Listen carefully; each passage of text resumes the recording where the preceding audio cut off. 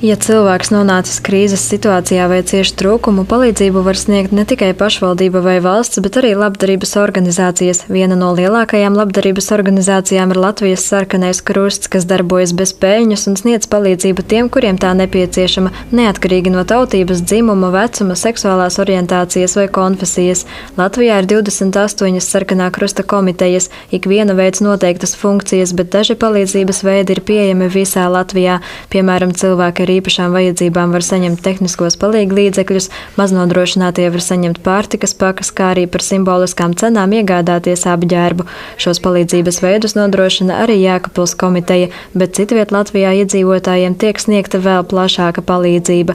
Rīgā darbojas Latvijas Sarkanā Krusta sociālais centrs Gaiziņš, kurā var saņemt ne tikai pārtikas pakas, uz kurām bieži ir garas rindas, bet arī apģērbu, medicīnisku palīdzību veselības istabā, piemēram, izmērīt asinsspiedienu, kā arī nakts patversmes pakalpojumu. Iestādē ikdienā uzturas vidēji ap 60 cilvēku, kuriem nav savas dzīves vietas. Var nākt jebkura persona, kura ir nozaudējusi dokumentus vai arī nevēlas uzrādīt tos. Ir personas, kuras atved policija, kas ir alkohola reibumā. Jebkura persona, kas nonākusi krīzes situācijā, jebkurā gadījumā, ja viņi nonākusi uz ielas, šī persona var nākt un saņemt šo nakts patversmes pakalpojumu. Centrs iedzīvotājiem ir īpaši draudzīgs, jo pieņem cilvēkus arī alkohola reibumā. Pirmais stāvs ir kā atskurptuve, kurā mitinās cilvēki ar atkarībām. Savukārt 2. un 3. stāvā var mitināties tie, kuri ir brīvi no atkarībām, bet kuriem nav savas dzīves vietas. Centrs piedāvā arī psihologa un sociālā darbinieka konsultācijas, kā arī sapulces alkoholiķiem un narkomāniem. Tādēļ daudzi 1. stāva iemītnieki no savām atkarībām ir atbrīvojušies un tagad mitinās augšējos stāvos. Viens no šiem cilvēkiem ir Vilnis, kurš 3 gadus nodzīvoja uz ielas un lietoja alkoholu, bet tagad dzīvo 2. stāvā un strādā centrā kā brīvprātīgais. Ļoti daudziem tas nebija. Man nebija iespējams, es biju uz ielas jau, bet es atradu iespēju ienākt šeit jau, un es atradu iespēju arī pāriem dot iespēju. Jūs izmantojāt? Jā, un kāpēc gan es? Brīnišķīgi var izmantot. Man pat ļoti daudz es saticis uz ielām cilvēkus, kam nav kur tiešām palikt. Es viņiem iesaku pat nākt jau. Tas, ka pusgada laikā 4 nakts patversmes iemītnieki ir atraduši darbu un par savu uzturēšanos centrā nu jau var arī samaksāt, ir apliecinājums, ka šāds centrs ir vajadzīgs un ka tas dod cilvēkiem motivāciju tikt galā ar savām problēmām. Neatsveramu palīdzību cilvēkiem sniedz arī Sarkanā Krusta sociālās aprūpes centrs Stūrīši, kas atrodas Talsu novadā. Centrs sniedz sociālās aprūpes un rehabilitācijas pakalpojumus pieaugušajiem ar garīga un fiziska rakstura traucējumiem, kā arī cilvēkiem ar vecuma demenci. Tā kā Latvijas Sarkanais Krusts ir bezpeļņas organizācija, bet pakalpojumu sniegšanai nepieciešamas gan telpas, gan aprīkojums, gan algoti darbinieki, to visu nevarētu nodrošināt bez atbalstītājiem.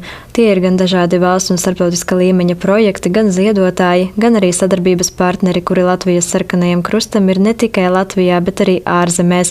Lielu palīdzību sniedz arī pašvaldības. Sadarbības formas ir ļoti dažādas, sākot no pārtikas paku sadales un trūcīgo cilvēku aprūpēšanu un dažādas humanās palīdzības sniegšanu, līdz lielākiem projektiem par pansionātiem, dienas centriem, izglītības iestādēm un citiem dažādiem savstarpējiem aktivitātēm. Sarkanā Krusta pārstāvji atzīst, ka ar katru gadu pieprasījums pēc sociālās aprūpes, medicīniskās, kā arī humānās palīdzības pieaug.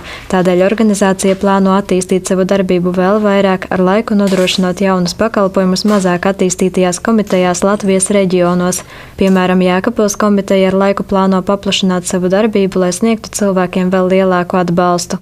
Mēs varētu ieviest sociālās aprūpes centru, varētu ieviest invalīdiem dienas centru un to pašu atskurptuvi. Tas būtu ļoti nepieciešams pilsētai, tas mums vēl nav. Latvijas Sarkanā Krusta darbiniekiem, sevišķi tiem, kuri aprūpē slimniekus, darbs nav viegls, bet viņi atzīst, ka prieks par palīdzības sniegšanu grūtībās nonākušajiem atsver visas grūtības. Nevelti Sarkanā Krusta sociālās aprūpes centrs Stūrīši ikdienā strādā atceroties Ļeva Tolstoja vārdus: lai noticētu labajam, jāsāk labu darīt. Sandra Pēgļikāne, Vladimirs Boltons, Vidusdaugavas televīzija.